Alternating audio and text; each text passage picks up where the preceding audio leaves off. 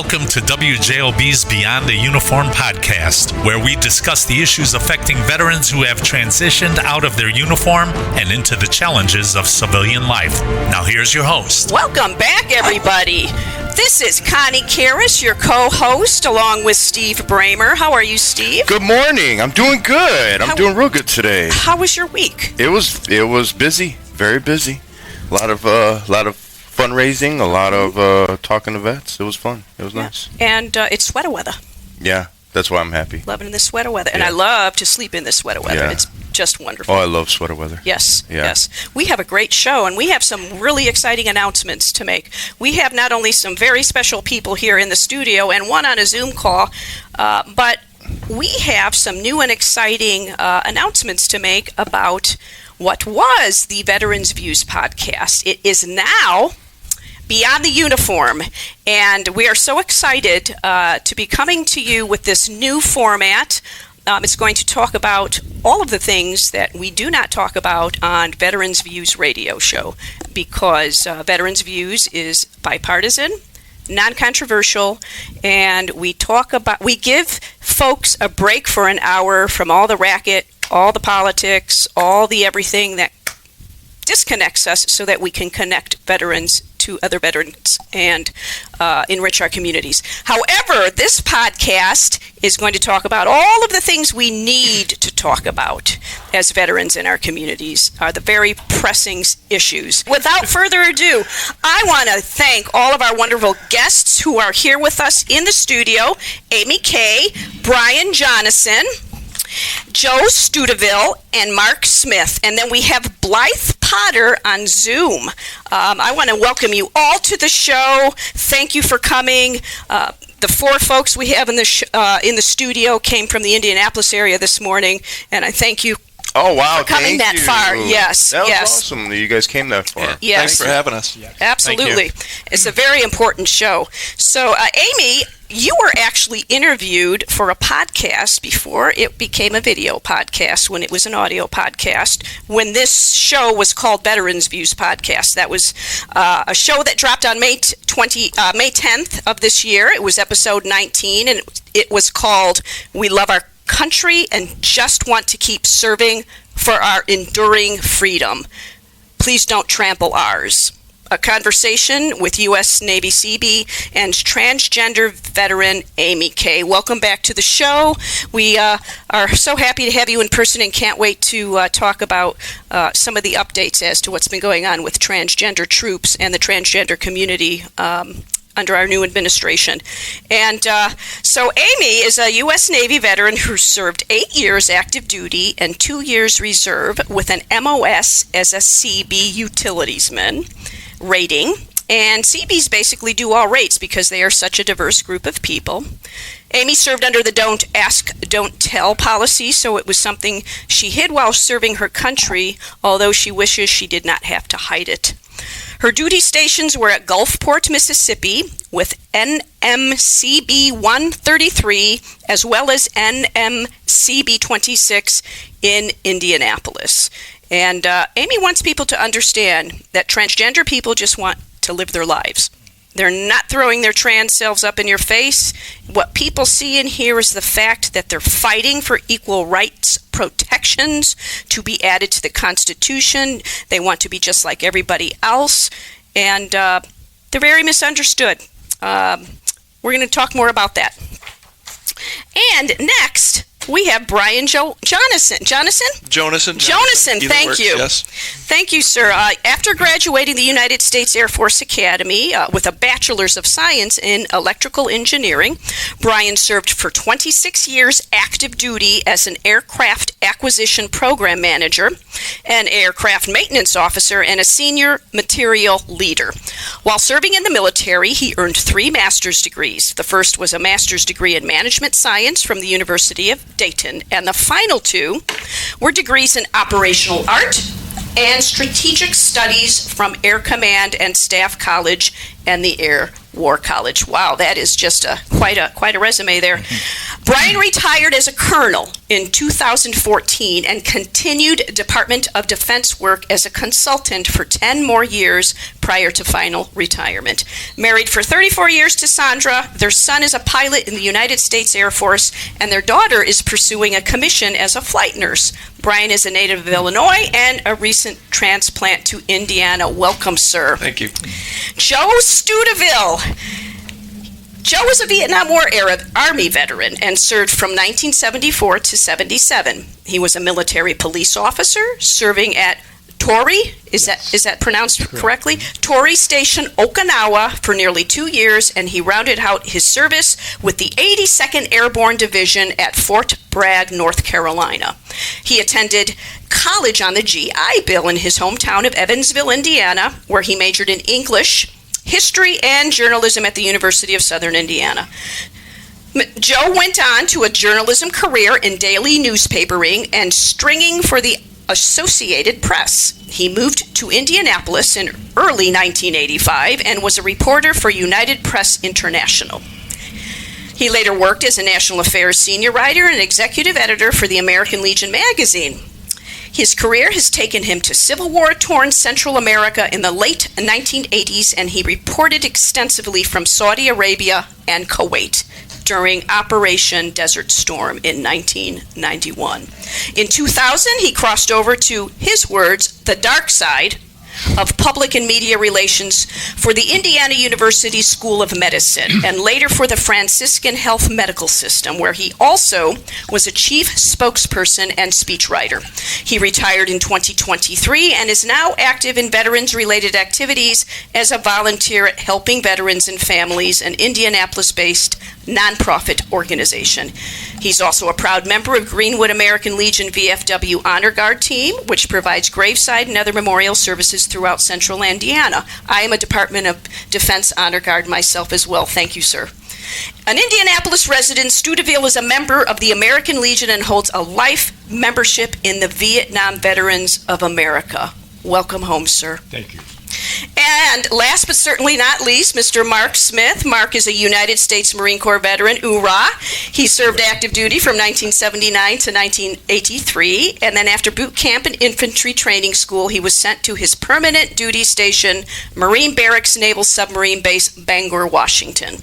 He worked security for the Trident missile system guarding nuclear weapons. As a civilian, he worked for Carrier Corporation for 22 years before retiring in 2024.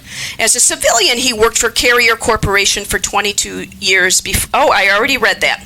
Since retirement, he has started traveling. I should use a pointer.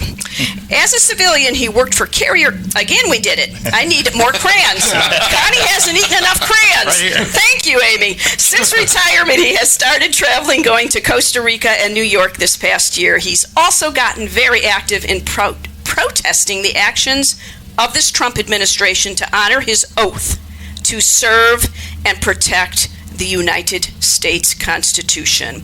That's going to get an hoorah from me, too. I would like us to talk about the disregard, circumvention, and attack on our U.S. Constitution. I would also like us to talk about what got us to this point, and that is the wealthy big banks, corporations, and Wall Street waging class warfare on the working class, middle class, and poor over the last 40 to 50 years throughout their corrupt, bought and paid for politicians, for both corrupt, bought, and paid for political parties to rig the political, economic, and judicial system in their favor and against we the people. That says it all right there. And last but not least, okay, Blythe. Let's welcome Blythe Potter to the show. She could not be. Blythe, good morning. Thanks for zooming in. How are you? Good morning. Good. Thanks for having me. Finally. Blythe is a military police veteran, a proud Johnson County resident, and a small business owner of Bargersville Wellness, a political content creator, activist, organizer, and an active member and supporter of many community organizations. Blythe's a mother to her 5-year-old Violet, stepmom to 2 adult women, and wife of a geologist, feminist Democratic candidate, and fellow activist Michael for 12 years. Blythe holds a Bachelor of Applied Science in Massage Therapy and an MBA, both from Siena Heights University in Adrian, Michigan. Blythe is an esthetician, massage therapist, and yoga teacher by trade, but has always been an activist at heart. She is the Indiana chapter lead for Bitches Get Stuff Done. Blythe is the White River 9 precinct chairwoman, a Hoosier Women Forward Emerging Leaders Project, Center Grove Ambassadors, and Leadership Johnson County graduate, as well as the recipient of the Diane Black Servant Leadership Award in 2023 from LJC. Blythe enlisted in 2002 due to her love for her country and the values embodied in the Constitution, and considers activism an extension of her oath and service to her state and nation. Blythe also believes we are only as strong as our most suppressed and underrepresented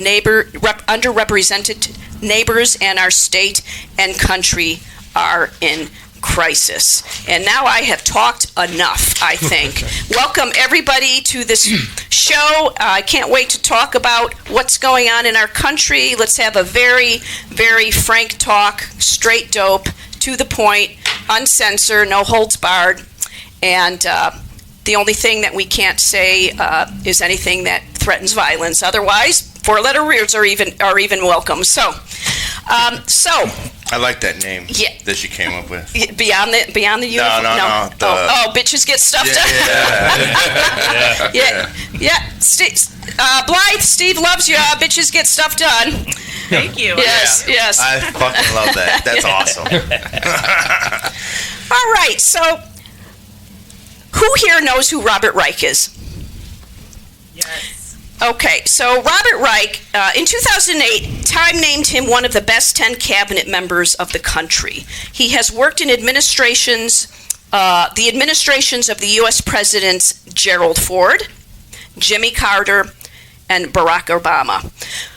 For POTUS's Ford and Carter, he served as their secretaries of labor, and I misspoke. He worked in the administrations of POTUS's Ford and Carter, and he served as the Secretary of Labor in the Clinton cabinet from 1993 to 1997. And for President Barack Obama, he worked on the Economic Transition Administration Board. I follow Mr. Robert Reich, and I think he has a lot of really common sense things to say, as well as sound policy. Time thought so in 2008. So I read something in June of this year that he had written, Mr. Reich, on his Facebook page, and I want to read it here for everybody. And it's some food for thought, and it really made me think about what is going on in this country and why right now, when our Constitution, our rule of law, just basically all of our institutions are being assaulted with an authoritarian hand. So, and it seems that people who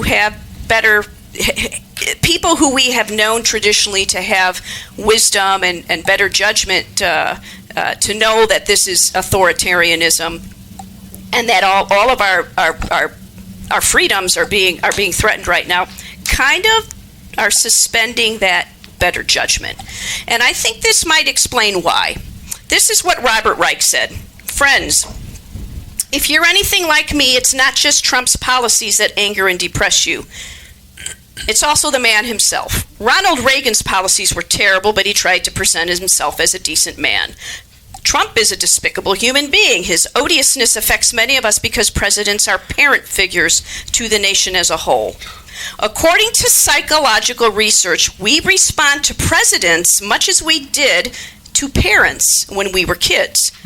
George Lakoff, professor of cognitive linguistics at UC Berkeley, has found that two competing models of parenting shape political preferences, either the quote-unquote strict parent or the quote-unquote nurturant parent. The strict parent views the world as a dangerous place that needs to be controlled. The nurturant parent emphasizes empathy and mutual responsibility. Lakoff has found that presidents are elected either because a large portion of the public wants a tough, judgmental parent or a caring, nurturing one. Reagan fit into the strict parent model. Barack Obama, the nurturant parent one. But I think Trump represents a third model, the cruel and abusive parent. A parent so malignantly narcissistic that he wields punishment for his own satisfaction, often in unpredictable ways that make him even more terrifying. In other words, Trump is not just abusing presidential power by violating laws and the Constitution. His behavior is also abusive. His malignant narcissism is viciously vindictive. His cruelty borders on sadism. He seems to take pleasure in causing others pain. And he often changes his mind or alters the punishment, creating even more confusion and fear. I don't want to oversimplify the very complex relationships between the parenting we had or subconsciously want and how we respond to Trump, but I believe these emotional connections are real and important. Critiques of Trump's policies alone don't get at them. Many of us who had nurturing parents are depressed and disoriented by Trump. We find it hard to comprehend how such a detestable person can wield so much power over us. Even many voters who hold to the strict parent view, who may have had a strict parent and perhaps voted for Trump because they felt the nation and the world were getting out of control, reject his abusiveness. So about 6 in 10 adults now say that Trump has, quote unquote, gone too far in using presidential power to achieve his goals. A third group is profoundly shaken by Trump. Of the people I know who are most emotionally devastated by him, many had at least one abusive parent. I suspect some are overwhelmingly drawn to him for the same reason, but instead of being shattered by him, they are fanatically loyal. This would include the sycophants now surrounding him in the White House and cabinet who appear to share his cruelty and sadism. And research shows that abusive parents often become more abusive over time, more enraged, more paranoid, and less predictable. Hence, the children of cruel and abusive parents tend to abandon them as soon as they are able or cling to them even more desperately. Let's hope all of America does the former with Trump, and the sooner the better. Wow. And I never really looked at it that way. Yeah. So do you think he's the only president that's been vindictive? I mean, I'm pretty sure all of them have kind of had their fun with presidential powers over the years. Anyone? I totally agree with that, and it's interesting to hear that. Like, Yeah, I'm sure you're right. With that kind of... Oh, I'm so sorry. Blythe is speaking. Hold on. That's okay. Yeah, That's okay. Go ahead, Blythe. We don't all have headsets. Go ahead. Is there a delay? Yeah. There's not everybody has headsets. Yeah, only 2. Oh, okay. Go ahead. Go ahead. Joe, you can speak after. I've been saying we're all gonna. I have PTSD, and I've been saying this for a while. We are all going to have PTSD from this, but hearing that philosophy and like the psychology behind, like, oh my God, it is. We are being abused. Like, it makes me feel this crazy. And it gets to Steve. I don't know, Blythe, if you heard Steve's question. Aren't there other presidents who have been vindictive? Absolutely. Yeah. I totally think there is. Oh, of course. But I think what we're seeing is what is unprecedented is the attack on the rule of law, on private businesses, on law firms, on revenge politics, on politicizing the military. He even said he was going to use the presidency to get even with his enemies. Yes, he did. This is the vindictiveness, Steve, that we're talking about that we have never seen in this country. So you say vindictiveness, but what I see is a conclusion that was bound to happen. When you have Democratic presidents that have wielded the same power in a certain direction, you got to understand, I mean, we've had a Democratic president the last, 3/4 of the past 20 years? Yeah. We've had a Democratic president, Yeah. So this is just my opinion, but this is what happens when you push some of this ideology too far one way. That pendulum swings, and then now you got the complete opposite side. What ideology was being pushed by the Democrats that you think caused people to go so much to the extreme with such an abusive person? Okay. So I think that the whole narrative with, let's see.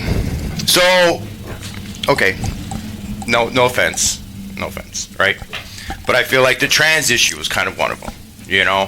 I think that was one that was pushed too far one way, and you had a lot of people that were in the middle. They don't care either way, but they were forced to pick a side, and they're like, well, I don't really like this side, so I have to pick this side, and that's what this. And don't get me wrong, I don't agree with a lot of what Trump says either, but I also don't agree with a lot of what Biden said. I didn't agree with what Obama said. I didn't agree with a lot of what Clinton said, Bush. I feel like we have had a political system that has become bought by big companies, pharmaceutical companies that are pushing their narratives, and now you're seeing people finally getting frustrated with it. I mean, look, I'm just going to throw one out there. The stuff that I'm learning on vaccines is blowing me away right now. And I don't know if it's right that we take 50 vaccines before we're 6 months old, or if we should take the 3 that we took 30 years ago. I don't know. But when I'm reading how much people have been affected by these vaccines, I mean, it's troublesome. It's scary, I mean, I got 4 daughters. I can imagine if one of my daughters has an autoimmune deficiency. So now when I'm seeing that the hepatitis shot possibly could have caused autoimmune deficiencies, now it's like, well, and then, and then you read like, well, the only way to get hepatitis is either through, STDs, right, or through drug use, right? Yeah. So why does a 6-month-old need that? Why can't they take that when they're 11 or 12? So, and I mean, that's just one part. I'm not saying that the way that he's handling things is the right way, but I also look at look at Biden. How many times was Trump taken to court during Biden's administration, and that wasn't vindictive? I mean, I see it both ways. May I comment? I know you had a thought. Sure. Thought, Joe, and then Amy, if you want to respond to that issue, transgender issue. So, with regard to, first off, who we have as Health and Human Services Secretary right now is so grossly underqualified, and just a loyalist, and doesn't even have... Who, Robert Kennedy? Yes. I love Robert Kennedy. So he's grossly underqualified, as are the loyalists on his cabinet. But beyond that, and the Education Secretary, but beyond that, Steve, had we not as children had a great deal of vaccinations, you and I wouldn't be sitting here. Polio, for instance, my goodness graciousness. When the first Salk's first polio vaccine was developed, it killed many people. It was not effective. My mother remembers this. My mother's 93. She lived through this, and and then a new one came out that was improved, that was more effective. But had there never been a polio vaccine, for instance, I can list so many other vaccines that really saved our lives. The other thing, as members of the military, and I think all of us can answer to this, had we not had the vaccines we had when we were serving, we would have become very sick, especially those of us who were deployed. And when we are serving in the military, the government owns us. And I never even would have thought when I enlisted to say, hey, I don't want this in my body. You can't do this to me. What's this going to do to me? We had blind faith that what the government was doing was trying to save our lives, right? Did you have an issue with the vaccines when you went in? No, but I also had a choice in that. You know what I mean? Like, I took that risk on when I took the vaccines, right? Right. So, as did we. But if we said no, we would not have been able to serve in the military. Yeah, exactly. Right. But a kid doesn't have that option, I mean, if they want to go to school, they have to take the vaccines, And like I said, I by far am not qualified to answer any of this, right? But it's just, as a parent, I look at it and I'm like, man, like, what are they putting in some of this food? What are they putting in some of these vaccines, Now, look, is Trump doing everything the right way? No, absolutely not. Absolutely not. But at the same time, there are still some policies that people do connect to, because... So I think it was maybe, during Obama's administration, there was a presidential order that came out that pharmaceutical companies. So, okay, I take that back. I don't think it was Obama. But those pharmaceutical companies were not liable for vaccine damage anymore. That's when you saw vaccines go from 3 before the 6 months to 54 or some crazy number, you know? Now these pharmaceutical companies don't have to have, what is it called? Like live placebo testing done, where they see the effects compared to something else. They didn't have to do that anymore. And now they're not liable for this. Now, my thinking is when you do that, you're bound to have some mistakes. You're bound to, you know, and when you're putting stuff in my kids, you better make sure that you have enough data on this to say, you know, say that this is what's right for your kid. You know, if you're going to push something on me, it should be safe enough. With regard to the transgender issue, I don't think we were throwing anything in anybody's face when we were allowing transgender folks to serve in the military, which they have done for the last 10 years before. Now they're being thrown out with this new administration. They did without incident. And let me just say something about transgender people. I have transgender people in my inner orbit. I love them. I have many of them in my inner orbit. My future son-in-law is a female to male transgender individual. I love him with all my heart. His name is Taylor. And it's based upon this new policy of even not allowing people who have served 15, 18 years to even have benefits. I think that's the Air Force's, if I'm not mistaken. Yes. That's just hateful. But insofar beyond that nobody was being hurt by people serving in the military who are transgendered. And quite frankly, I agree with you on that one. Yes, and quite frankly, though, what happens when people don't understand something, if they're enculturated to believe it's evil or wrong, you know, what they do is they panic out of fear. They make something to be evil that they may not understand necessarily, but that also is not even hurting them. And this is this exact kind of issue. Having a transgender person serve in the military or just enjoy the same privileges and rights as anyone else is not taking away from your heterosexual marriage or anyone else serving in the military who is not transgender. It's not taking away any of our rights. It's not taking away anybody else's rights. It's allowing people to be who they are. And you'll remember from our podcast when we had interviewed Amy, I do. This transgender folks have existed since the dawn of time. It is an actual reality of life. And you know, when we have an executive order that says there's only a biological male and a biological female, that is actually not only not science-based, it's based upon hatred and fear. And Yep. Amy, do you want to respond? Well, to add on that, you know, you have intersex people born with both sexes. You know, how can you say that you're either male or female when even a lot of them don't know until they reach a certain age? They don't really mature and know who they are, male or female. But at birth, parents have to make the choice, do we want a boy or a girl? And back in the day, they would fix one of the other genders. And they many times made a mistake. So can I just ask a question? Sure. When you say it, what does that mean? Basically, they had a gender reassignment surgery at birth. So if they wanted a boy, but they had both sexes, they would remove what female parts they had, and they would introduce the male side and get them on a regiment to produce as a male. Okay, I get what you're saying now. Yeah. So it's no different than what teens were doing by doing the blockers to block their, whether it's testosterone or estrogen, from coming in and developing as a male or a female. You know, as far as transgenderism being pushed on the country or the people, I think there was a lot of misinformation put out there.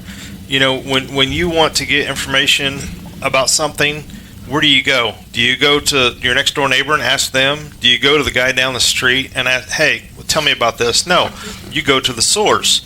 How many people have actually gone up to somebody who's actually trans, living the life, and have lived it for 28 years now, and asked, hey, can you tell me a little bit about this? No. Instead, they buy into the misinformation that's been put out by propaganda. And one of our oligarchs, who is no longer in the White House helping as a right-hand man, Elon Musk, he put out a lot of this misinformation, and everybody jumped on the bandwagon. And he has a transgender child. He has a transgender child. Which makes it even more that he atrocious. refers to as the woke mind virus. Yeah. Yes. And Something that he she is made no up. longer Yeah. his child because she did a legal separation. She doesn't want to associate with him at all. And that's sad. You know, as a parent, you should love your child unconditionally. You know, Jesus loves us unconditionally, so why can't we as parents love our children unconditionally, whether they're gay, straight, transgender, they like black people, red people, purple people, you know, love them unconditionally for who they are. But if you want information about something, you go to the source, or you do your research on it and find the information. You know, a lot of people saying that their kids having sex changes. No. Federal law stated before Trump even come into office, you had to be 18 years of age. You had to meet certain requirements. You had to have at least 1 year minimum. Not for all of it, no. Yes. No. To have your gender reassignment surgery, you had to be 18 years of age. You had to have 1 year of hormones, living as a female, and you had to meet the requirements with mental health specialists. So you can have top surgery, or you couldn't have top surgery before 18. You have not unless it's changed. Because I've not seen it. I think a prime example of that would be that one person from TV, Jazz. She had surgery. Who's Jazz? Oh, talking about Jazz. I Am Jazz. Yeah. Jazz Jennings. Yeah. She was 18, I believe, when she had top surgery, when she had breast implants. Yeah, I don't think so. And But that's okay. But either way, Yeah. but so look, so I get that, all right. So this is my experience with it, right? Mm-hmm. So my daughter was going through that phase at one point, and I'm sorry, I just Right. So you know, we let her do whatever she wanted to do, and she dressed differently, she talked differently. So then she wanted to go to Pride Parade in Chicago. So I was like, all right, yeah, let's go. So I go up to Pride Parade, right? And I definitely shouldn't have took my little kids. Let's put it that way. You know, and you know, and it's just it was kind of more than Why do you say that about your kids? Because What there were happened? so many naked people there. Like it was just In the parade itself? oh, in the whole area. Completely, or you just like G-strings, like hardly any scantily dressed or completely nude? People. So on mainstream TV, you see almost the same thing Yeah. anymore. So I mean, how is it any different Yeah. seeing it in person than on TV? I mean, it's not. I don't want that. You control the outcome, and if you That's don't think true. it's appropriate for a child, you'd make it appropriate Yeah. for them, or not appropriate. Yeah. And you know that's a job as a parent is to guide your child to show them right or wrong, and then when they get to the age, they can decide whether, hey, this is my life, this is what I want to do. Let them do it. Yeah. But you know, as a parent, you have to guide them and teach them right and wrong. Yeah. And you can't teach them how to live their life, or are they male or are they female. You can try, but ultimately you can't change the brain, because you know science, that second week is a gestation. You know, like with me, I got more estrogen than I got testosterone, and I should have got more testosterone, but because of that, it changed the whole chemical balance. And science has proven it over and over and over again. They've done study after study after study on people who have died that are trans and non-trans, and the BSTC region of the brain is I think it's like 0.5% larger, or it might be 1.5%. I can't remember. It's been years since I've studied that. And then if you take hormones for up to 1 year, that actually changes more to what a cis female would be, or a cis male would be. But you take a gay man, and you would think, because you see them more flamboyant than a lot of trans a lot of times, you would think they would be off the Richter scale with higher estrogen, everything. But come to find out, their brain was identical to a cis male. No difference. But the trans brain was different, and it was altered for the better to match a cis female about as close as you can get after 1 year of hormones. So science has proven that the brain is definitely where you get your gender. It's not from your body. And do you want to define cis? That means the person whose gender identity matches the sex at birth? Is that what a cis? Yes. Just so our audience can understand that. Yeah. Can I ask you a question? Sure. So when you say that you had more estrogen than testosterone, was that before you started taking hormones? That was the second week of gestation in my mother's womb. Okay. So the hormones I got were from her when I was developing. So my body should have gotten another round of testosterone, but what happened is I didn't get that. I got estrogen instead. Okay. And then as the progress each gestation, I would get more estrogen than I would get testosterone. But you still grow up, you can still function as a male, you can still have children, you can do all that. Yeah. But your brain says different. And I think I mentioned it before. You know how, like when you're hungry and you try like 5 or 6 different foods and you finally get that last bite, you're like, oh my gosh, that's it. That's what I wanted. That's what it was like when I started taking hormones. After all those years, it's like, oh my God, I feel so much better now. It feels normal. Yeah. And that's how I knew that I was making the right choice when I started the hormones. Do you, when did you start realizing that? See, it's been almost 28 and a half years ago when I transitioned. So how old would that be? Sorry, I don't mean to put your age out there. Doing math in public. I'm 55, so take away 28 years. So I was late 20s. Late 20s, yeah, late 20s. Okay. Yeah. So I mean, I've lived this way, years and of age. So you didn't even know that when you were going through your puberty and stuff. I actually did a lot of research. Back then the internet was still fairly new, so a lot of my research come from libraries, encyclopedias. I spent a lot of time studying the Bible because, like a lot of people, you get a lot of information from the Bible. The Bible discusses this quite often in there. They use the word pious, which is an effeminate male. They've used eunuch as probably the biggest word in the Bible that discusses a wide variety of. You literally have those born in the mother's womb. You have those born for religious purposes. You have those created by men, which would be like your pedophiles, your rapists. And, those are different. It's a broad term used to describe so many different people. But even Jesus spoke about it to his disciples in Matthew 19, verse 12, and they wanted to know why some men don't marry. And he was describing eunuchs, and he said that for those born in the mother's womb, for those who do it for religious purposes, which would be your priests, your pastors who go celibate, monks, nuns, and then the pedophiles, the rapists, and even his own disciples didn't quite understand his meaning. He says, and he even said, not everybody will understand my meaning. So he went on, and he started discussing something else. May I read that? Sure.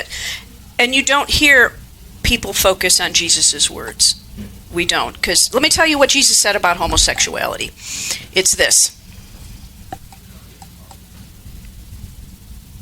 Silence. Okay, so this is Matthew 19:12.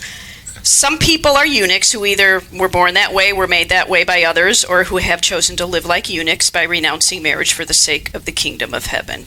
And it's a teaching about celibacy, again, and self-denial, indicating that not everyone is called to marriage, and some are called to a life of singular devotion to God. And the verse is, I'll read it. This is the New International Version. For there are eunuchs who were born that way, and there are eunuchs who have been made eunuchs by others, and there are those who choose to live like eunuchs for the sake of the kingdom of heaven. The one who can accept this should accept this. Matthew 19:12, New International Version, the Holy Bible, Book of Matthew. Yep. But we don't focus on that. Yeah. Right. And another thing I want, and Joe, I didn't want to take what you wanted to make a point earlier, and when Blythe was speaking, did you? We were talking about Robert Reich. Okay. In his column, his commentary on using Trump's parental personality, as some kind of benchmark, in addition to vindictiveness that was brought up. Is this a harsh parent? Well, I think that is why so many people continue with their support for President Trump, is maybe there is something in their own backgrounds, that lends itself to repeating that cycle. And we were on the car on the way up, and we were discussing things among the four of us. And, one of the hardest things in the world for a human being to do is they may be disagreeing with what President Trump is doing with his policies, his words, his actions. But it's a hard thing to say, I was wrong. I am wrong. Right. It's difficult for me. Right. I'm married. I have to do that a lot.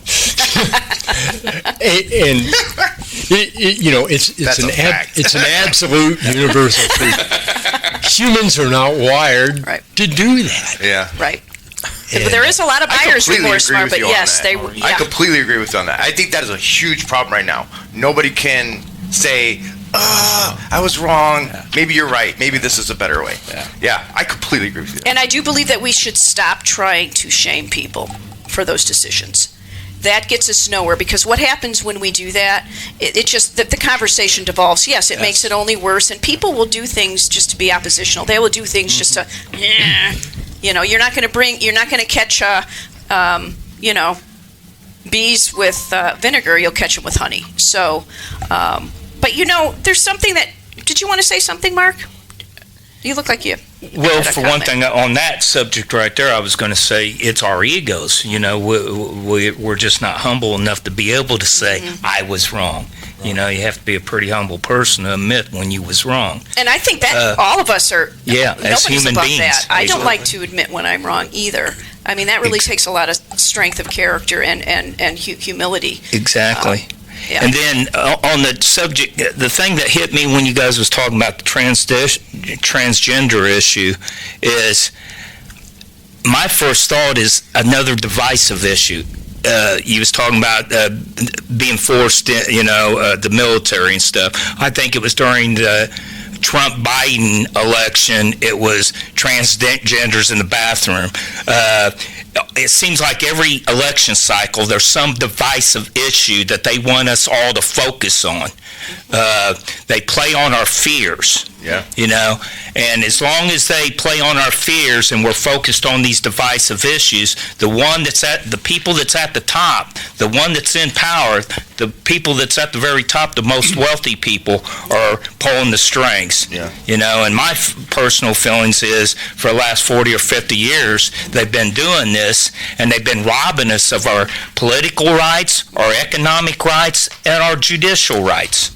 And that's why we're exactly where we are right now today. So, I completely agree with you, okay?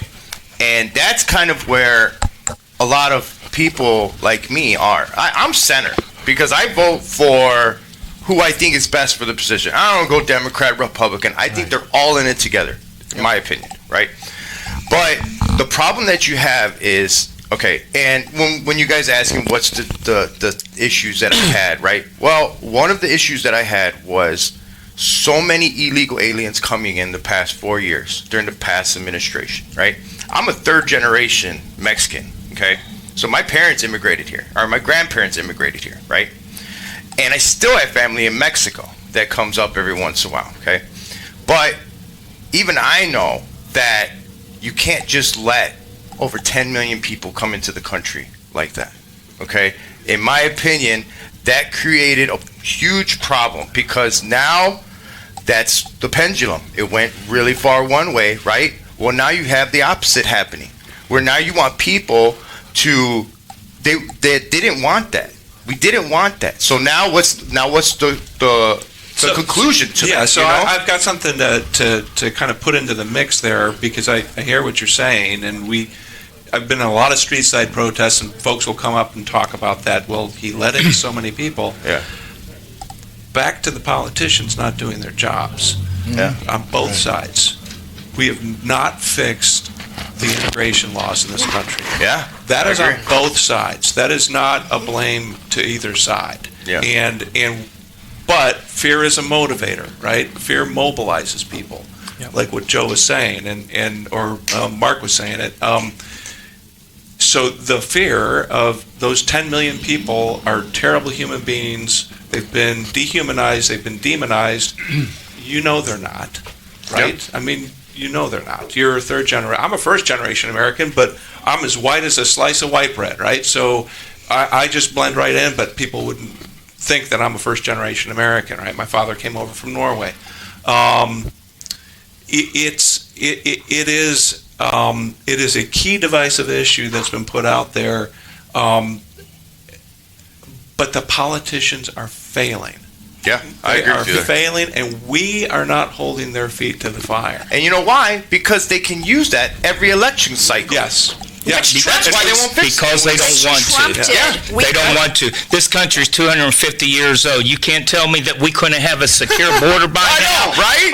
I was guarding nuclear weapons back 79 to 83, and we had sensors in the ground. We had sensors on the fence. We had cameras everywhere and stuff. Nobody was getting to them nuclear weapons. Yeah. So we can't do that for a border in year 2025?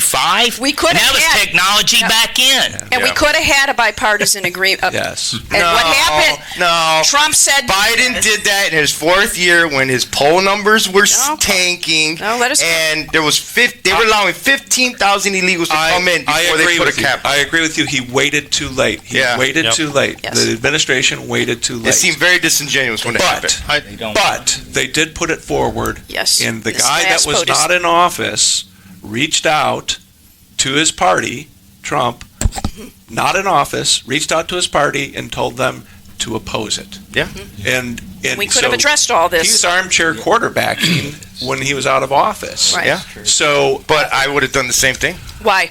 you shouldn't. Why? Because You shouldn't. It's just I the thought game. you just said that you wanted That's this all the game. addressed. That's the game that's being played. No. That's Yeah. why it needs to Blythe? stop. I'm Go just ahead. saying, if I was him, I would have done the same thing. Stop the game. And we can't, Stop by the the way, game. we can't hear Blythe very well. I don't know if her audio needs to be turned up a little bit. Oh no. Yeah. Can you hear me now? Yeah, much Yes. better. There we go. Okay, this is the problem with it. You would be a terrible politician because Oh, politicians yeah, I would be like horrible. to have these great platforms with Whatever. zero follow through. You have to have follow through, but people don't like that. Veterans issues, immigration, the economy, they dangle it like little carrots so we get them to vote for us and they Yeah. don't fucking do anything Yeah. because that doesn't get them reelected. It's fucking boring. That's not a platform. We Yeah. need boring politicians that aren't billionaires Yes, we and do. millionaires doing this for themselves. Make politics and boring actually- again. She should have been a sailor. I'm just saying. Because this is showing there is very little education. Vaccines save lives. Vaccines are held accountable when they injure people, but it's through the federal government because the CDC is the one who mandates what the vaccines should be doing. No, that's not true. You can't sue. You can't sue. You can't sue the pharmaceutical companies. But over she just said the vaccine damage. CDC mandates what's in them. That's Yes. true. That's what she's saying. That is true. CDC. Hold on, say that one more time. We don't have these conversations because people are being suppressed with these conversations. If we'd had these conversations about transgender, LGBTQ+, immigration, things like that as children and have open political conversations, which is completely suppressed in the state of Indiana and beyond, we would not be here. We would not Exactly. be here. How can I, at 17 years old, enlist in the Army and take that oath, but I can't have a transgender reassignment surgery, which is when Jazz actually did her reassignment surgery. She was 17 years old. That's okay. Children get raped, which is why it's good to have vaccines from when you get raped. That way you don't get hepatitis. We don't want our children to be raped, but it fucking happens. We have a pedophile in office right now. A lot of these things were put in place to fucking save and protect people, and they just go and crash it on both sides because it benefits their pockets and their donors. You have a lot of faith in the pharmaceutical companies. I'm No, sorry. I But the have Centers faith for in fucking Disease science. Control- I have faith in science.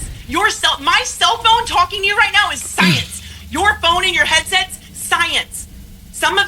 that. Some of it is harmful. But what you are saying is wrong and misinformation because of a few bad actors making things up so they can have some fancy herbal supplements to sell us. I mean, they're not really making it up. They are. You can't just make stuff up like that, you know? But They do all the time. Trump does it every day. Fox News was fined $787 million for lying, and people still listen to Fox News, even though they were fined $787 million. Well, they're not news, though. They themselves said they're entertainment. Yes. In And court. the general public has not been media literate enough to know that, and that is the problem. And can I bring something up that is really near and dear to my heart? And this is a recurring theme. And Steve, you and I have talked about this on a couple of podcasts. And it just disturbs me to no end that some people are okay with this. For the first time in American politics, the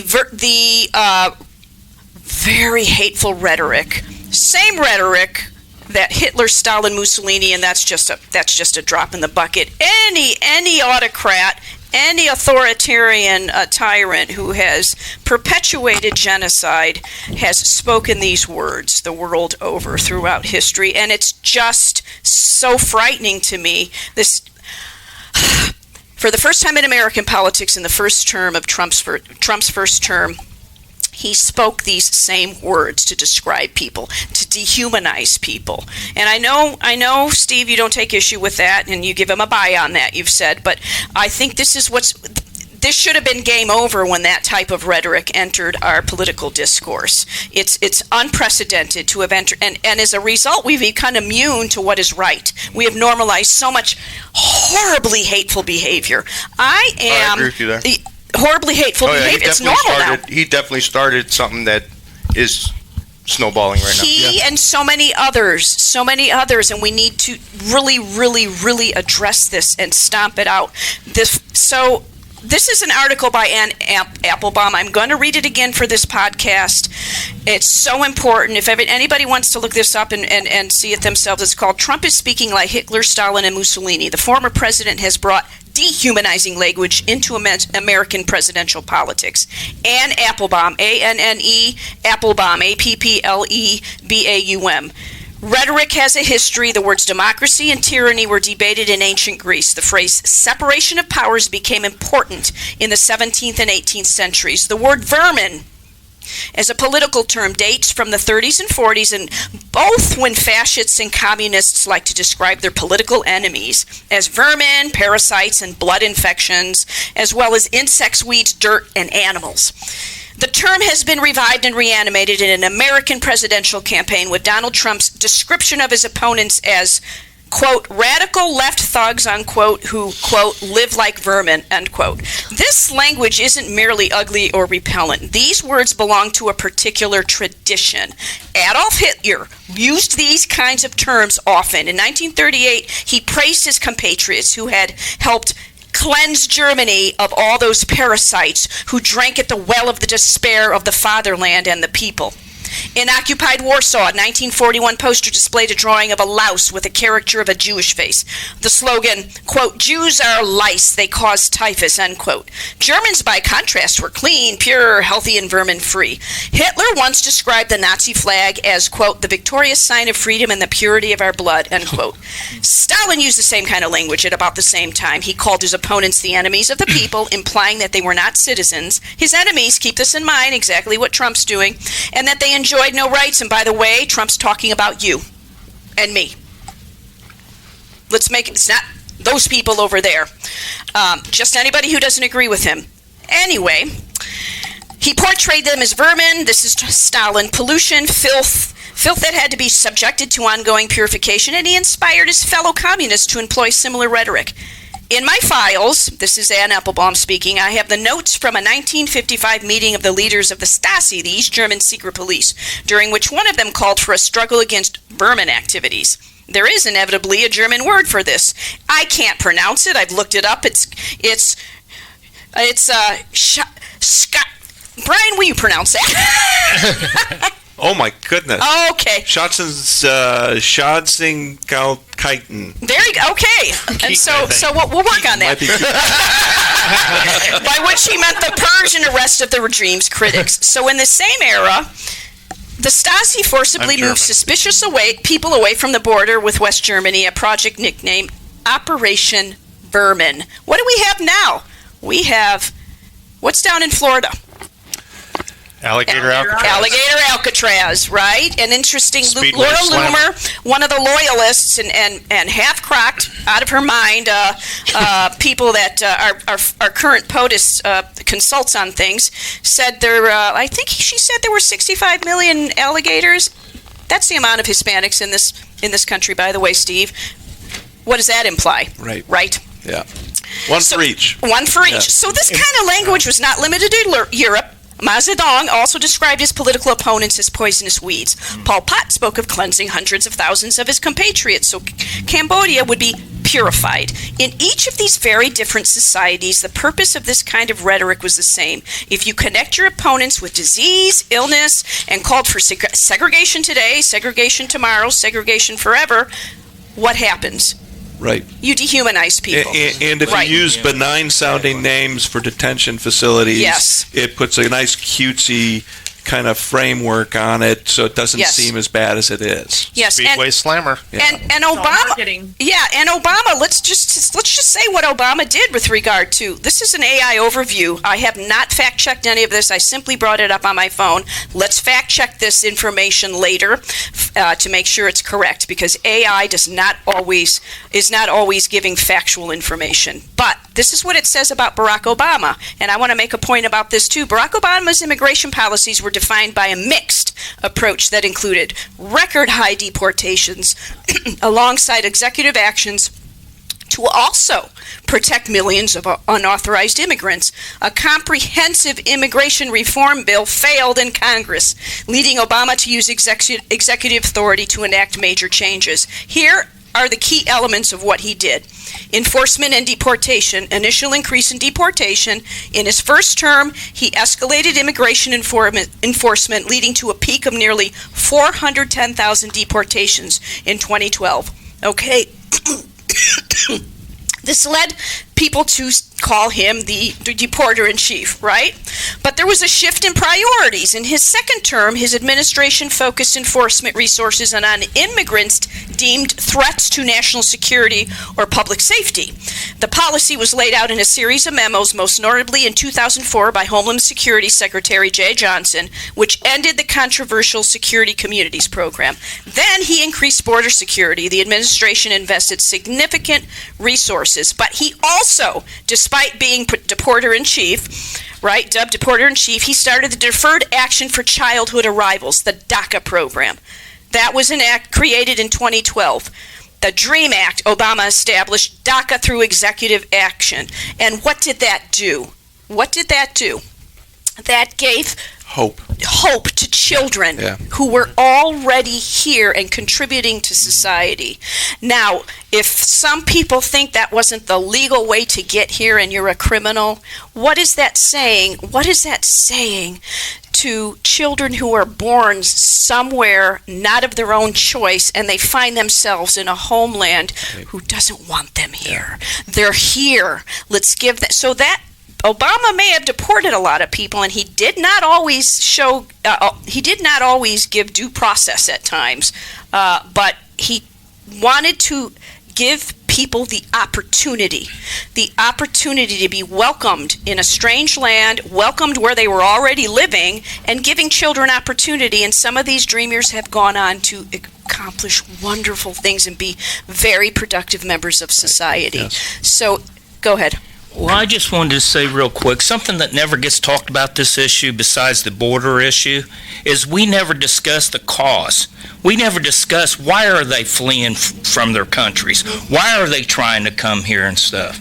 And I'm going to tell you what, a lot of times it's because us, the United States, is meddling in their country, whether it's a coup, an overthrow, or an actual war, or sending weapons down there. The refugees. Exactly. From violence. Exactly. They're trying to save their lives and the lives of their family. You know? Should we label them then? Should we not welcome them and send them back either to their countries or somewhere else to be possibly killed? I mean, but See? is that our responsibility? I think so. I don't think so. I think, well, go ahead. And I wanted to add on one Within other reason. thing. And a lot of times, I can meet you there. the majority of the times, the reasons why we're meddling in them countries is they have something of worth, something that we want. Because if they didn't, we wouldn't be there in the first place. It's true. Minerals. Yeah. Yep. Did you I say agree something, with Blythe? Were you saying something? I'm just agreeing. No. It's all money. Yeah. See, the problem with and this is kind of like what I've been saying, is, I know a couple DACA recipients, okay? And I'm not going to, I'll just leave that right there, right? So they're in jeopardy now because of this push to deport illegal aliens, okay? And it sucks because, I don't think that so many people should have been let in the last 4 years. I look at it in terms of like economically, it takes away from local businesses being able to hire, Americans at a decent wage because illegal immigrants will come in and work cheaper. Then it takes up, now you have 10 million more people. Well, now you have to house them. You have to feed them. A lot of these people are coming in on And getting who entitled. pays for that? But just out of curiosity, we do. The government pays for them. Yeah. So again, we go back to both sides fell at this. Yeah. If they want to stop illegal immigration coming in, then let's pass a bill. We don't give them food. We don't give them housing. We don't give them medical. We don't give them clothing allowance. We don't give them anything. You want to come to America, you come to America the right way. Do it like the Constitution says.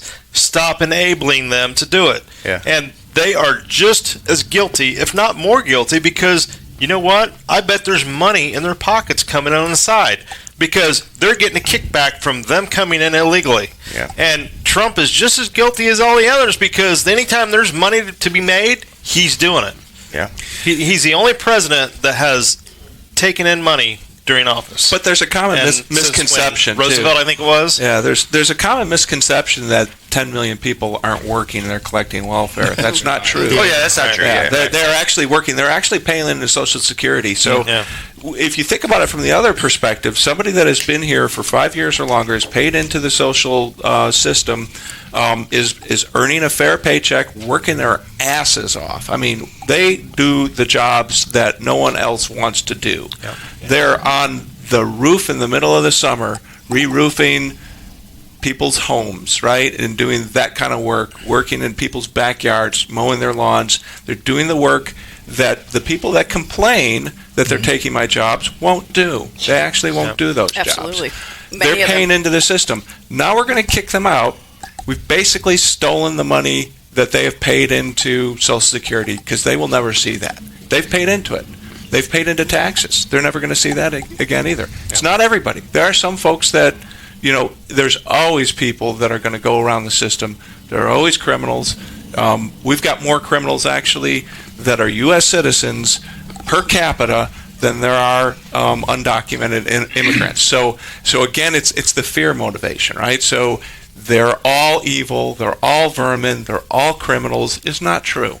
And we need to get away from that hyperbolic language that we use. That hurts me more than anything because I wouldn't be sitting here if it wasn't for the fact that my paternal and maternal grandparents fled Turkey and Greece respectively because of ethnic cleansing.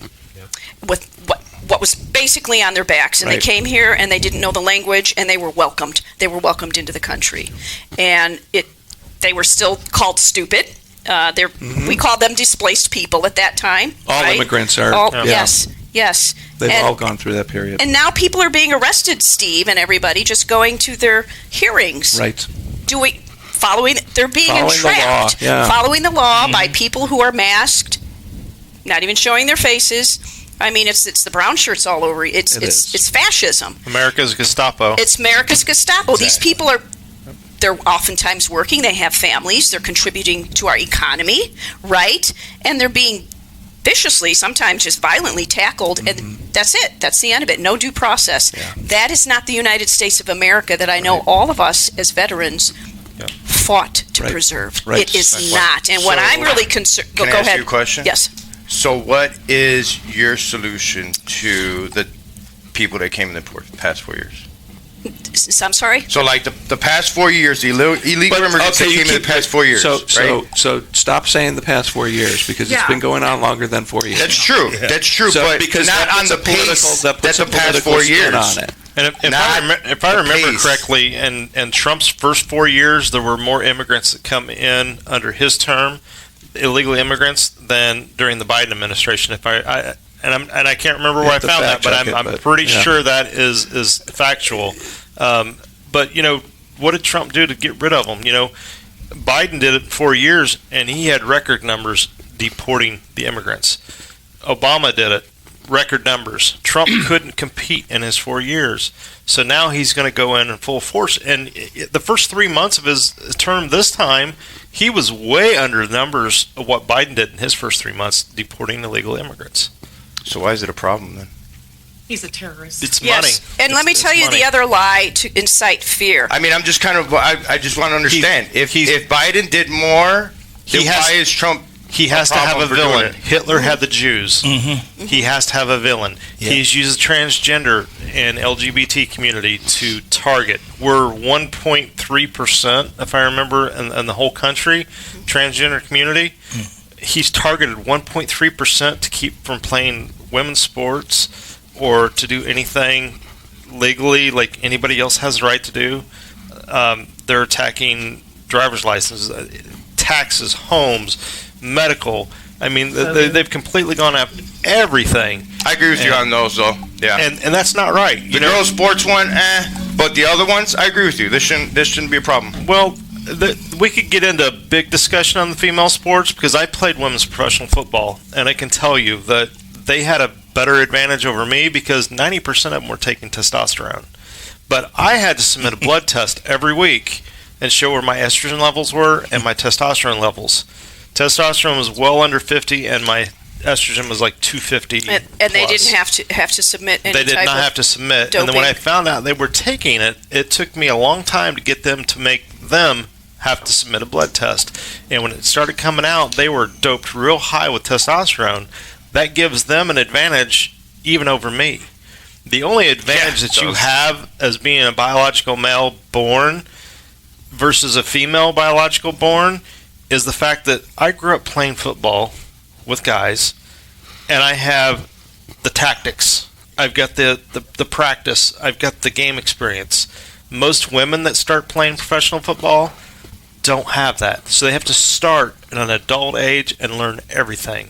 I already had that going into it. That's the only advantage that I have. I wouldn't say that's the only one. I mean, you do have a physical advantage. Not really. Not when they're bone just as density, big. My bone density is less than theirs because of the hormones and the drop in testosterone. Science. Okay, but I get what you're saying. On that one. But I want to get back to the immigration, all right? Because I find this fascinating. I'm curious on why you guys think that. Okay, let me ask you something. What is the problem that you guys have with immigration right now? The system's broken. Yeah. Okay, but what about what Trump's doing? Do you guys not agree with? The way he's doing it. The way he's doing it. Okay, Yes. but what exactly? No due process, kidnap- stealing people off the street. literally stealing people. Not showing other completely people ignoring subpoena that they from the feed court. us. Okay, so Also, I have a problem with trapping people when they go legally to their hearings, and they're really here legally, even though they may not be citizens. That is straight out of a fascist authoritarian playbook. We've never seen. No president ever did that before, and we're seeing it on such a. And now we're having the government offer people at sometimes up to $50,000 of student forgiveness on their loans, plus the age to be an ICE. I think an ICE or Homeland Security agent has been waived. They're basically taking anybody. Yeah. Yes. Right. Right. Correct. And people not trained are going and kidnapping people off the street. Or And people that want to do harm to right. people. But let me tell you something here. Just this is lies. Fact check. People think people fact checked. Fact check. And I'm going to fact check this article. Right. This is a PBS News article dated February 22nd, 2025. It's by Maria Ramirez Uribe of PolitiFact. And this is what it says. 1 month since President Donald Trump was sworn in as president, the White House is touting the administration's successes, including a sharp drop in illegal immigration. So daily illegal alien encounters plummeted 95% under President Trump. 95% a month after that January 20th, 2025 inauguration. Yet, so think about that. Yet, what's being said now is they're coming in like crazy across. Millions of dangerous criminals are coming across the border. Not true. There's that fear. There's that justification for get rid of the vermin. Right? Oh, we got Alligator Alcatraz. Guess what? Now we have Camp Atterbury. We're going to have a second one. Speedway Slammer. Yep. Right. Exactly. So it's all concocted to be hateful. So they were down 95%. Yes. When Trump came within off. the first month, if that article is accurate. Now I did not. I mean, isn't that kind of telling? Yeah. That It's telling that it's telling that this absolute crazy criminal kidnapping people off of streets is concocted. Okay, but that's not necessarily true either. They're federal agents. Trump is a criminal. And they're doing their duty by arresting what they perceive as an illegal immigrant. Those are federal officers. I mean, they're doing their job. But sworn federal officers identify themselves. Again, they're going and arresting people at court. So now that one, when they're complying with the law. The problem and they're I not have criminals. They're not criminals. So that problem I have right there is that you have people that are actually doxing these immigration officials, and when they go and they arrest a legal immigrant and there's protesters, these protesters are taking pictures of them and putting on the internet. That is fact. That's actually happened. So I kind of understand the mass part when it comes to that. Okay. Now to go back to yours, what did you say? I'm sorry. I was thinking about that. The last point that I made. Yeah. How people who are not criminals, who are complying with the system to stay legally in the United States, who have families, who are economically contributing to our country, are being entrapped and viciously kidnapped. So and oftentimes in very violent. Going to court. Yes, that's just one example. I agree with you on that one. But you know what I'm really if they're going to court and fixing it, then it shouldn't be an issue. We are in lack of time. I just got the 20 minutes. I want to talk about something else that really I want everybody's thoughts on. This politicizing of the U.S. military, of our U.S. armed forces. This is frightening. So what we have is Trump had sent National Guard troops as well as the Marines to L.A. many months ago. Then next, he actually took over D.C. He took over the police department with federal troops. Next, he's threatening to send troops to Chicago. So he's targeting basically the blue states and cities. And this is frightening because, as we know, we, as the United States military, are not there to target our own citizens. And that is what's happening. And I do want to talk about the oath. The oath we all took. This is an oath of enlistment. We have some... Can I add one thing to that, too? Can I read my oath, and then you can add it? This is a huge deal to me, and I don't know... I know that people are putting videos online saying, come on, people. I served, or I'm currently serving. This is my oath of enlistment.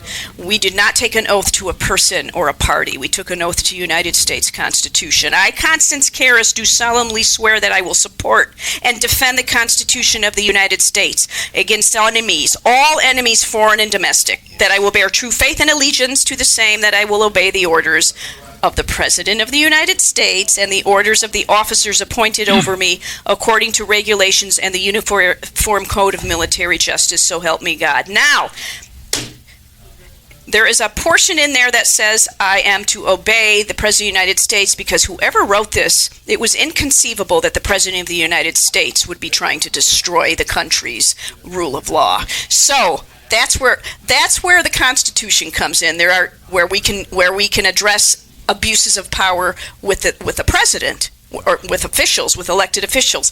But now we have a SCOTUS who out of thin air created law that the president can do whatever whatever they want. Whatever is The necessary. POTUS can do whatever they want, So right? I would like to add That's in there. frightening. So I would also like to add in there, I don't agree with making it illegal to burn the American flag. I think it's reprehensible. I would never Right. do it. If Right. somebody did it in front of me, I would probably take the flag from them. But at the same time, it shouldn't be illegal. Right. I'm sorry. I think the oath where it talks about the UCMJ in there, I believe, if I'm not mistaken, in the UCMJ, it does specify that if you're If it's a protected, legal order, yeah, yes. if it's an illegal Unlawful order or an orders. unlawful order, Correct. that you are protected as a veteran or a U.S. soldier. In fact, you're obligated, Yes, to report it and Yes. to disregard it. Yes. and I see so much fear. Go ahead, Mark. By currently serving people to question these illegal orders. They are. This is and Trump is bypassing the governors of states. Yes. He did that with regard to Newsom in California. He's probably going to try to do that with Brandon Johnson in Chicago. Go ahead, Mark. Well, I really didn't have anything on that to contribute, but I was sitting here thinking, if we're sitting back and waiting for the Supreme Court to save us in all this, it isn't going to happen. No. I'm going to tell you, that's another part. Again, the wealthy big banks, corporation, Wall Street has a stranglehold on all three branches of government now, and both political parties. That's why it's time for us to stand up. The fact It's that time the for us to- Supreme Court can get gifts from people and not report them, Right. not even report it. Come on, Exactly. ridiculous. Exactly. Exactly. I mean, Citizens we talked versus about. SEC. Yes. Getting it right here. I was about to bring that up. That Yes. landmark So- by one vote case in 2010, Citizens United versus the Federal Election Commission. There is a theme to what we do, Yes. right? There's a theme. Until this can be over, Yeah. this can be no longer. It's the money. It's Money and always politics. the Yeah. grip that you're talking about on all sides. Absolutely, the multi-billion-dollar, and I don't know how that's ever going to change. That's what our country needs. And there was a constitutional attorney, Sabrina Hake, who was on a podcast. She posited that if we had a SCOTUS that was more than 9 people. I think, what did she say? 14? It should be 14 people. We would have a chance. Yes, it would. It's just not enough people right now on SCOTUS, and I don't know if we're ever going to be able to change how many justices are on there. But this was a court ruling 5-4. We had just one vote. And there are a lot of landmark cases like that by one vote. But I think 9 people deciding very, very important cases for our life and our liberty and our country. And no term limit. And no term So limit. And no term limit. Thank you. Thank you for bringing that up. 'Cause I hate that too. Senators should have it. Representatives should have it. Everyone. It's ridiculous. What job can you have in America that you literally go in broke and within the first 2 years be a millionaire? I know, right? Public service. United States Congress. Exactly. Our politicians isn't even statesmen anymore like it was supposed to be. Yeah. You know, they come in and serve their country and then go back to their careers. It's not like they've made that their careers. Yeah. They've made that where they make their money at.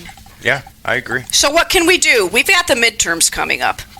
Vote. Vote, because now we have because Trump is he knows that his policies are so unpopular and so dangerous. He's ordering illegal gerrymandering mid-decade, mid-census, and it's happening. It's happening in supermajority states such as Indiana. It's going to happen. It hasn't been officially announced, but I don't know where they're going to. There are 2 districts in Indiana, District 1 and District 7, I believe, which is Andre Carson's. Frank Mervan is our congressman in District 1, and I don't know what's going to happen there. That the Republicans already have 7 out of our 9 districts in Indiana, but the illegal redistricting, that is alarming. We can have some semblance of decency restored to our government if we show up at the polls. 90 million people didn't show up for the last POTUS election. And I think that's why we have what we have right now in our country. That's another thing I don't understand. This whole you see some of these states that have done it. I mean, it's ridiculous how they've gotten away with this stuff. But I guess some of these states have laws where it doesn't have to be a third party that makes these maps. Yeah, I it don't know. depends I on don't the state understand it law. too much. Yeah, it depends. Each state is different. Gerrymandering has been around for a long time. It does not make it right. Yeah. It does No, not make Indiana it right. just done No. it, what, Yeah. 8 years ago or something like that? I think it's And- yes. I think it was. Well, I remember it's Congressional District 1. That's up here, Congressman Frank Mervan's district. 90,000 Republicans were redistricted into the. I think it was 2012. I can't Right. remember. It was don't like quote me. 2010, 2012, something like that, yeah. Well, Yeah, it's been a while. Texas's gerrymandering is being brought. There's a case that's been brought against it because they said the quiet part out loud, and they said they were gerrymandering to basically reduce the ability of the black vote. Any disenfranchised, yes. So it's disenfranchising a minority, and that's illegal. And so that case is going to be brought up and fought in court.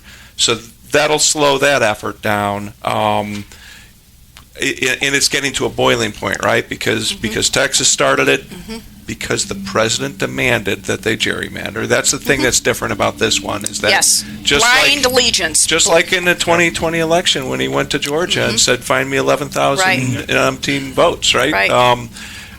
A president, maybe they've done that in the past quietly. I don't know, but this is the first one to do it out in the open. And open corruption is still corruption. Because SCOTUS gave him a get-out-of-jail-free card, Yes. basically. Yes. Yes. Yes. And we have 10 minutes.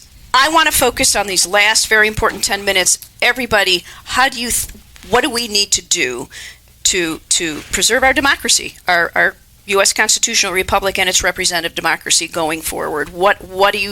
How can we get people together to see that this hateful administration, and it's demonizing people, how can we get back to a place where we love people, where we respect people?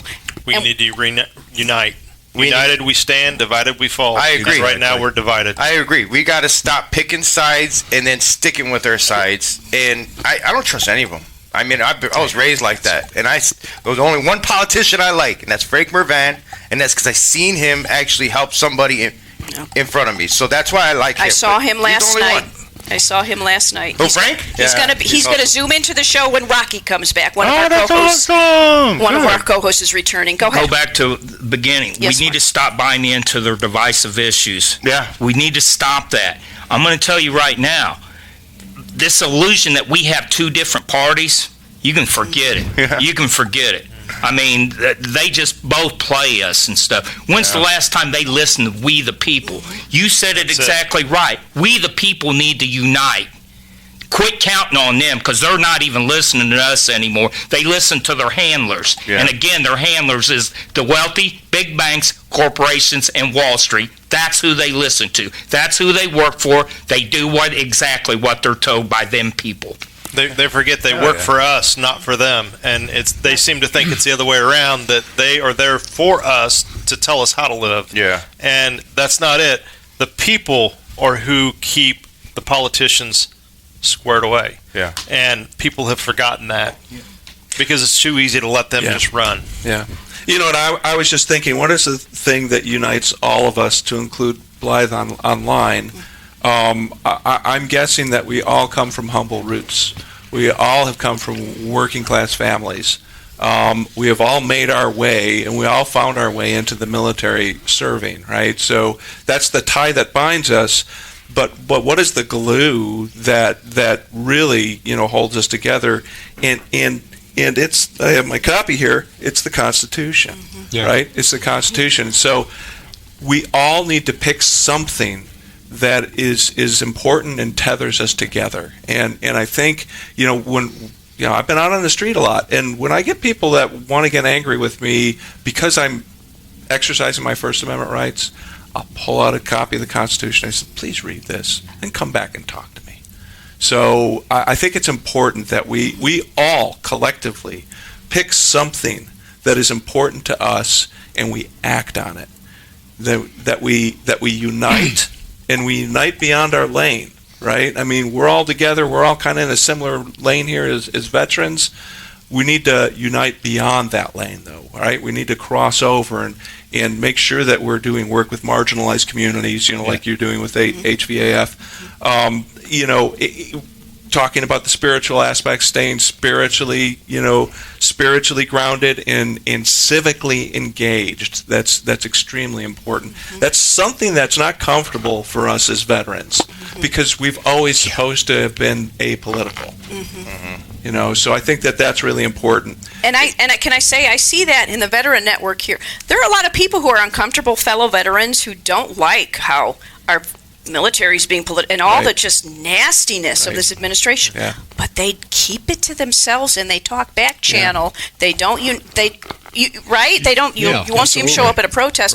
They're doing what the Republican Party, the Congressional Republican Party, are kind of talking about what a psycho he is. You got to get out of your comfort zone. You got to get out of your comfort zone. Yeah. So, what do we have? About 3-4 minutes left. 5 minutes shortly, so I need to jump off. Blythe needs to jump off, so we'll let Blythe have a closing thought. We have 5 minutes, Blythe. Mostly human rights aren't partisan. Human rights should include education, healthcare, safe water, safe food, safe housing, and being safe from our politicians harming us, because this is a terrorist organization running our state and our country right now. Thank you for joining us. I can't tell you how much we appreciate you being here. Thanks, Blythe. Thanks for coming on today. Yes. Love you, girl. Bye. Love you. Okay, he's gone. Democracy is not meant to be a spectator sport. For a democracy to work, it has to have full participation. And, I'm not one to jump on a bandwagon for movements and that sort of thing. But when I got together with these guys back in early spring, we have our differences. We have different ideologies that have shaped us, but we are united. We are united because, you know what? Whatever rights we have, they're gone if we don't have a constitution.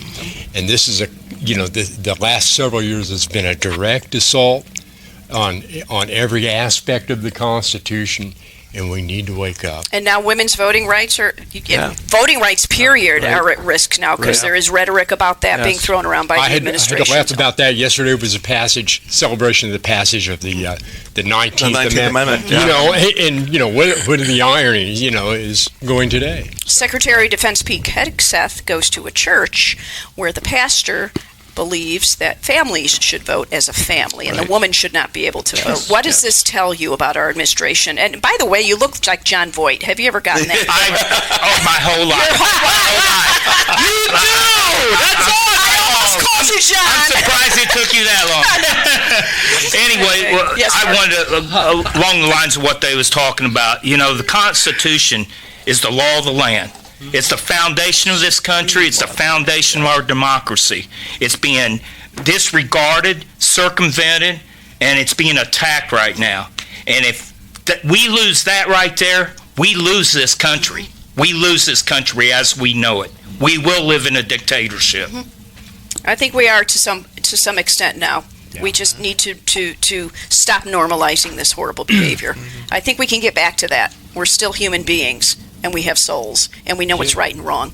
And I really go back, I refer back to that Robert Reich post from a couple months ago that I read, where sometimes people are, I think it's how we're raised, that can sometimes dictates the sway that people can have over us. And we really need to look inside and go, wait a minute, this isn't right.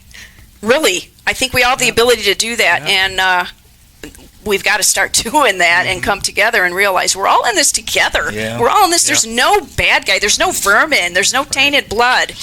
Please, let's come to our senses on that. And like I said, my gosh, my maternal and paternal grandparents were treated so horribly. They lost everything that they had.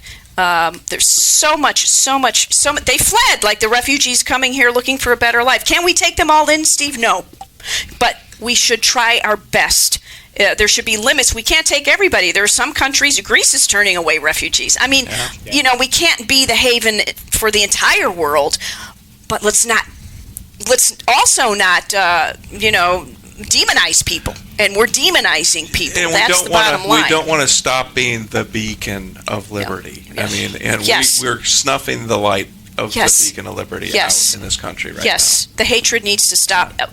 So, in closing, we have a couple of minutes left. 1 minute. I want to thank our guests. I want to thank you so much for traveling so far. Blythe joined us by Zoom. Thank you, Blythe Potter. That was awesome. You guys to travel 2.5 hours. 2.5 at least. Thank you. Amy K. Thanks for having us. Brian Jonasen. Yep. Joe Stuteville. Correct. And not John Voight. Mark Smith. Thank you. As soon as she said that, I was like, yeah, you do. Let me get your autograph. Thank you for your service, first and foremost, your selfless service to our enduring freedom. And this is Beyond the Uniform podcast, which means way beyond the uniform, we still serve. And we are all serving our fellow citizens. And I thank you all for the way you're doing it. You're doing it in your own individual ways. Let's keep going strong. Let's bring more in. Let's bring more people in just to love other people. This is the United States of America. We have the ability to do that. It is incumbent upon us to do that. And I can't wait to have you all back and find out what you've been doing since this podcast. And I'll be coming down to the State House and seeing you. We're going to go for karaoke. I'm going to sing karaoke with you, girl. Let's go. Anytime. Do it at my house. Not in the State House. I don't think they'd like that. No. Just in Indianapolis. Actually, it might not be a bad idea. Let's go to the State House. Don't get me started. Don't put ideas in my head. I know Brian loves to sing too, so we'll give him. Okay. That's great. Well, thank you. I hope you have very safe travels back, and thank you again for being here. You bet. Steve, any closing thoughts? Hey, thank you guys for coming. I mean, hopefully we found some common ground today between each other, and hopefully you guys don't hate me.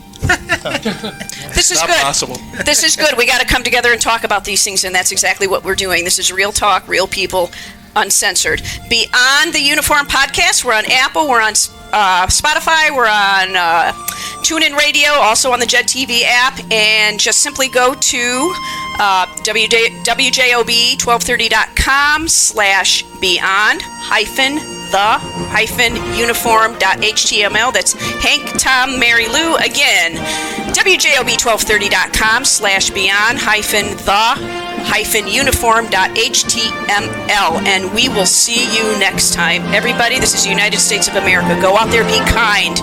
That's patriotism. Hoorah. The views expressed by the host and guest of Beyond the Uniform podcast do not necessarily represent the views of WJOB and the Jed TV staff, Veterans Views, contributors, sponsors, and the American Legion. Thank you for listening.